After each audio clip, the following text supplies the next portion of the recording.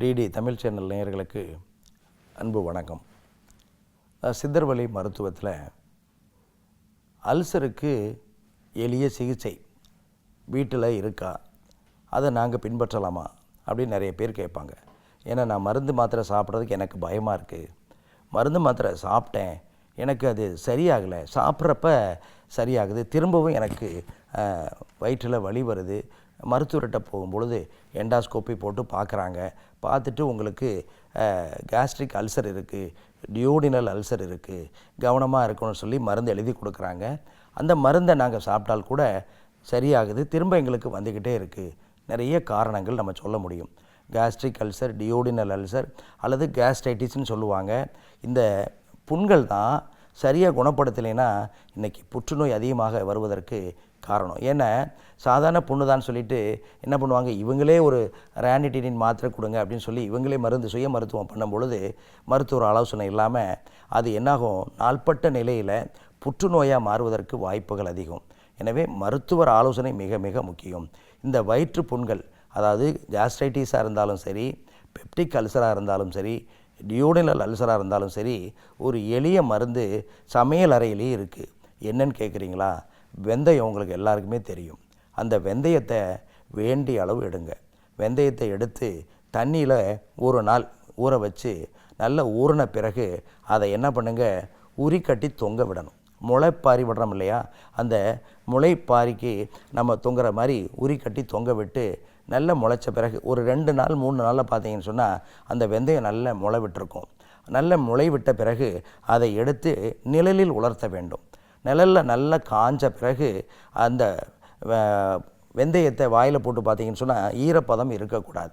அரைப்பதற்கு முன்பாக ஒரு அரை மணி நேரம் நல்ல வெயிலில் வச்ச பிறகு அதை எடுத்து நல்லா அரைச்சிருங்க. அரைச்சி ஒரு டப்பாவில் போட்டு வச்சுக்கிட்டு இந்த அல்சர் இருக்கிறவங்க, அல்சர் மட்டும் இல்லை, உடல் பருமன் இருக்கிறவங்க, மலக்கட்டு பிரச்சனை இருக்கிறவங்க, இரத்த கொழுப்பு இருக்கிறவங்க, இரத்த கொதிப்பு இருக்கிறவங்க, சர்க்கரை நோயாளிகள், அதே போல் இரத்த சோகை இருக்கிறவங்க, இவங்க எல்லாருமே இந்த முளைக்கட்டி அரைத்த வெந்தய பொடியை காலையில் ஒரு டீஸ்பூன், அதாவது 5 கிராம், இரவு 5 கிராம் எடுத்து இள வெந்நீரில் நீங்கள் கலந்து ஆகாரத்திற்கு முன்னாடி அல்லது ஆகாரத்திற்கு பிறகு நீங்கள் தொடர்ந்து எவ்வளவு மாதங்கள் வேண்டுமானாலும் சாப்பிடலாம், எவ்வளவு வருடங்கள் வேண்டுமானாலும் சாப்பிடலாம்.